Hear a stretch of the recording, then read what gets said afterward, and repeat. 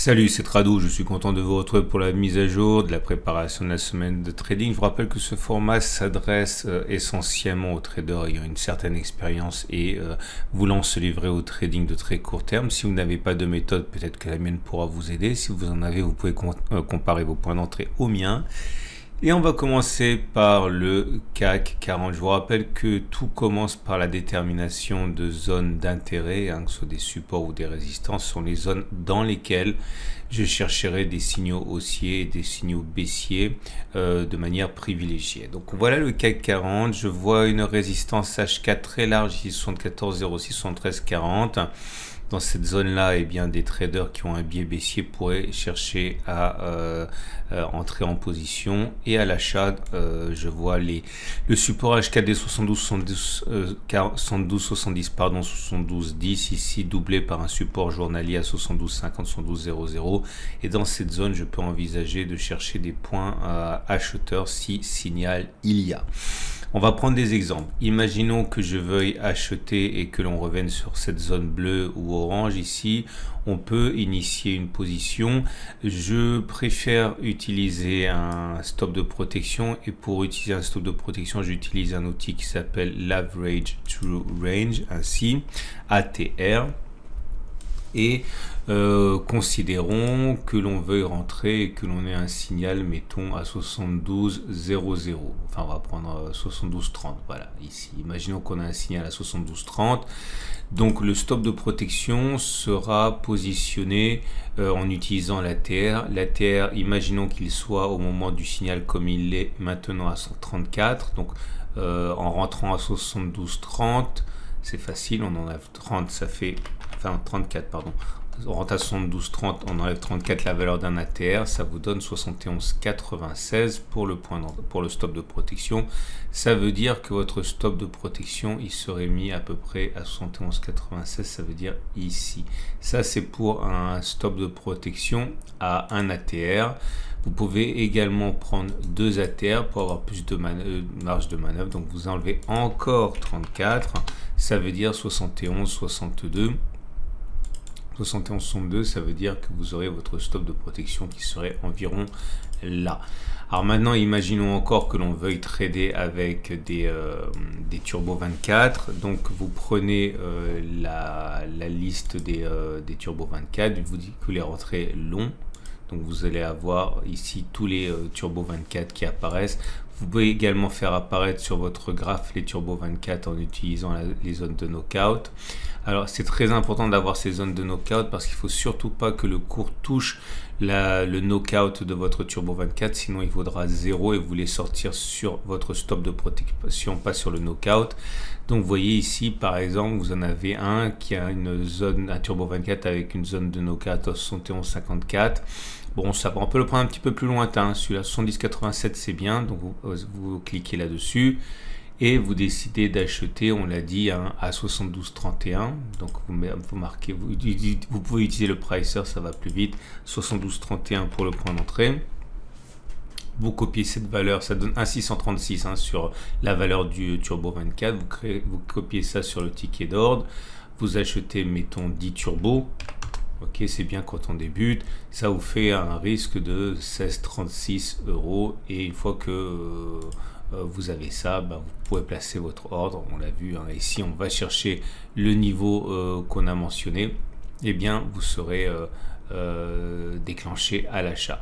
Et n'oublions pas que on va absolument sortir sur le stop de protection et pas sur la barrière de knockout, auquel cas votre turbo vaudrait 0.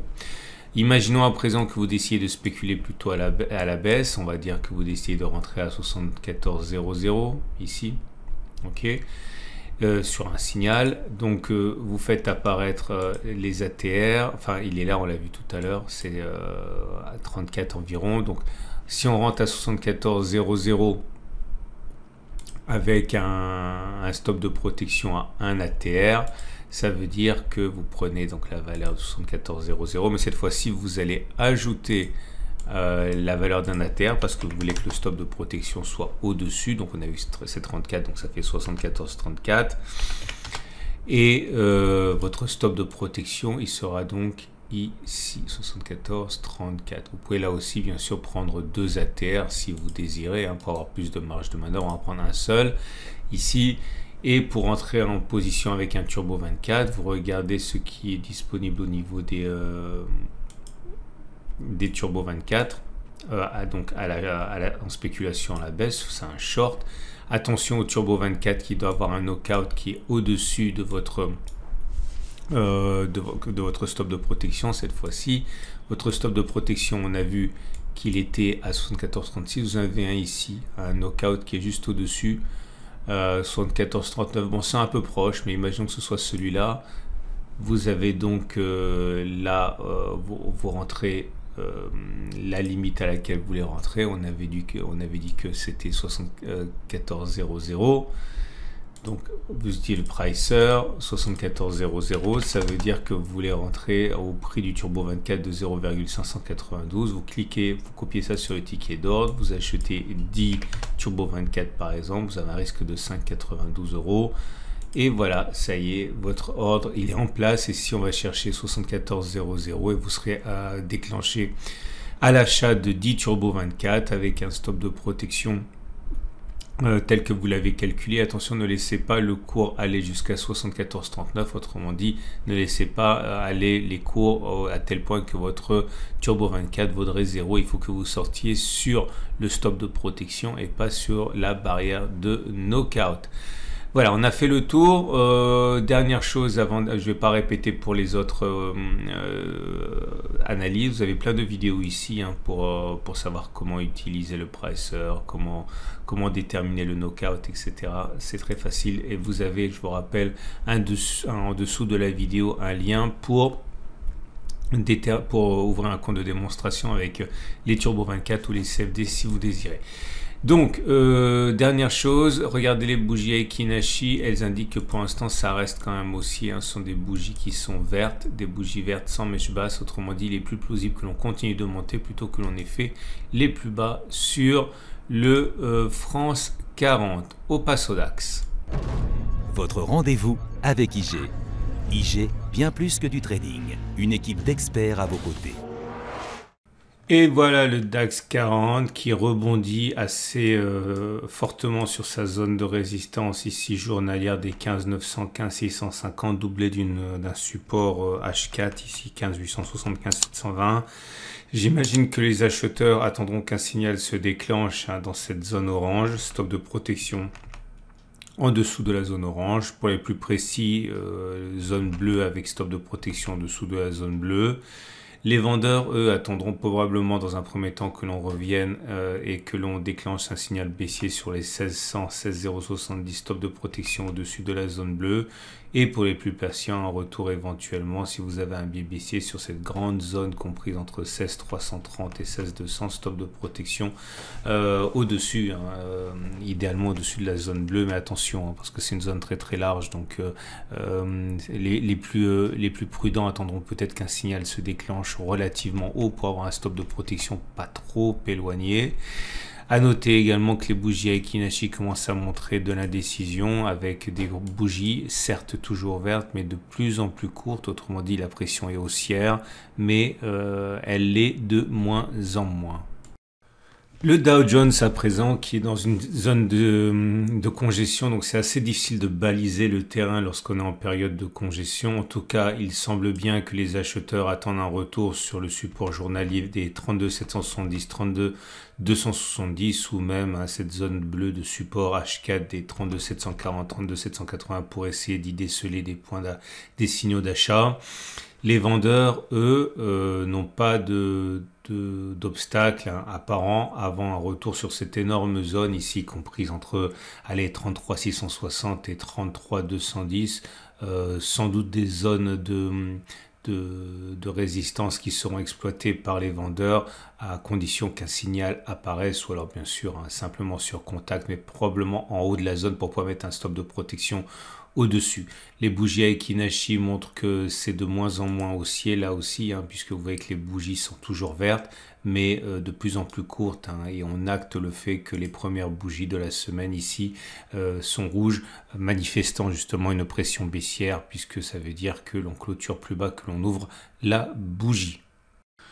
Et voilà le Nasdaq en très grande forme qui aligne record annuel sur record annuel, et nous sommes sur une zone de résistance qui pourrait être exploitée par rapport à des signaux qui pourraient être déclenchés dans cette zone. Alors les signaux en question, il serait quand même mieux qu'ils se produisent en haut de la zone, parce que si on veut un stop de protection au-dessus de la zone de résistance, ça fait un peu loin. Donc soit vous prenez votre mal en patience et attendez qu'un signal se produise plus haut, soit vous rentrez simplement sur le fait que l'on se rapprochera de la borne haute de la résistance, mais rentrez maintenant avec un stop de protection à l'intérieur de la zone de résistance et peut-être un petit peu, on va dire, risqué. En tout cas, à l'achat, c'est plus simple. Les premiers viseront des signaux ou une entrée sur la zone bleue. Ici, stop de protection en dessous de la zone bleue.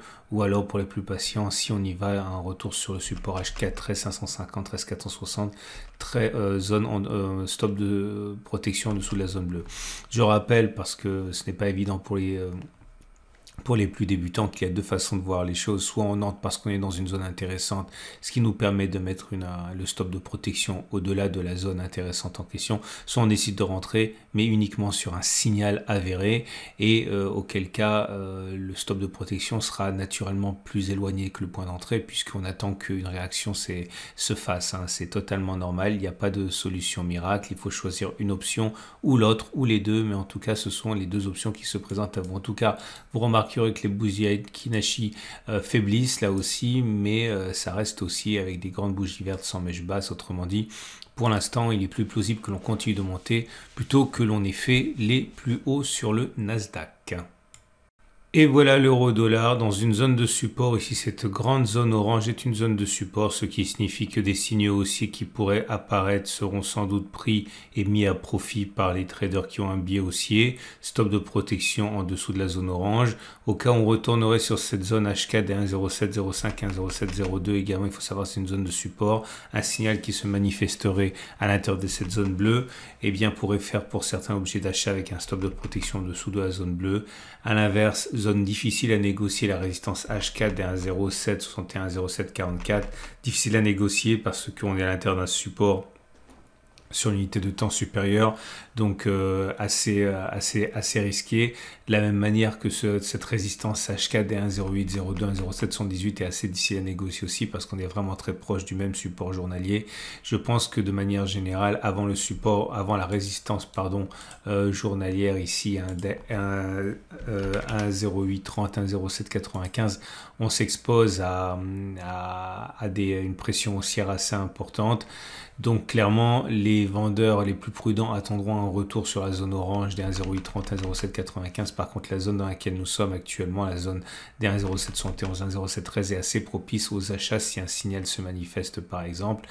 Prochaine étape pour les haussiers, attendre un retour éventuel sur les 1,0691, 1,0668 pour entrer à l'achat. Les bougies Aekinashi sont très indécises, avec des bougies mèche haute, mèche basse, corps rouge, corps vert. Bref, pour l'instant, c'est surtout de l'indécision qui prédomine pour les bougies Aekinashi sur une unité de temps 4 heures. Et on termine avec Bitcoin en fort sursaut technique depuis le 25 mai. Nous sommes sur une résistance, la résistance H4 des 28,320, 2800. Certains traders avec un biais baissier rentreront maintenant stop de protection au-dessus de la zone bleue, notamment en utilisant les ATR.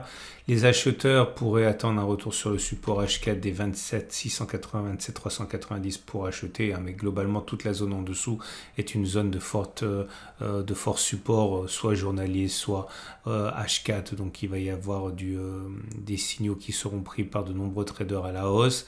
Et puis enfin, autre solution pour les baissiers, attendre un retour sur la résistance journalière des 29 728 880. Toute cette zone est une zone assez difficile à passer, donc les signaux baissiers pourraient être pris. Les bougies Aiki-Nashi montrent que pas de doute, c'est très haussier avec des grandes bougies vertes sans mèche basse. Autrement dit, il est plausible que l'on aille plus haut. Ça y est, on en a terminé avec la préparation de la semaine de trading. Je vous rappelle que si vous voulez vous essayer au Turbo 24 et au CFD, eh bien vous avez un lien en dessous de la vidéo pour ouvrir un compte de démonstration. Vous avez également l'onglet communauté de ma chaîne YouTube. Sachez que si vous la visitez régulièrement, j'y mets des alertes lorsque l'on est sur des zones d'intervention, justement, soit à l'achat, soit à la vente. Ça arrive 3 ou 4 fois par semaine. Ne loupez pas les alertes. Vous pouvez vous abonner à mon format, à ma chaîne YouTube, hein, de telle manière que vous soyez prévenu lorsqu'il y a des nouvelles publications. Vous pouvez également bien sûr liker la vidéo si elle vous a apporté un quelconque intérêt. Je vous souhaite une excellente journée. Je vous donne rendez-vous la semaine prochaine pour la mise à jour de ce format, donc lundi matin. Et à tout de suite pour d'autres vidéos.